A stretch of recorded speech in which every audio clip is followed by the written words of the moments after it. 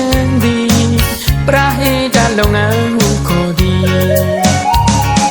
ဘာသာရေးလူမှုရေးများမချမ်းအများကောင်းညို့တဲ့ဘို့ကဆောင်ရွက်ကြသည်မှ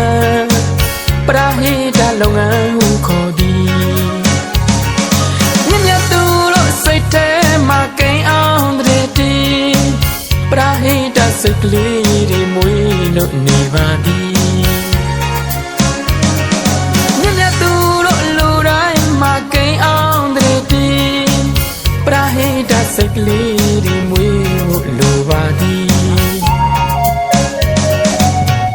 ဖြူစင်ရတာတရားတရားကတည်းတီ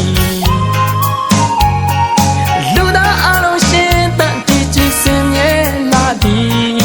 လောက်အားကုသိုလ်ပြုကြသည်ဒါနာကုသိုလ်ပြုကြသည်သီလကုသိုလ်မြဲနေသည်မြတ်မြတ်သူတို့နှလုံးသားမှာမကြောက်တင်ထားသည်ပရာဟိတလုပ်ငန်းများစွာဝိုင်းဝန်းလို့ဆောင်ရွက်နေပါပရိသတ်ဟိတ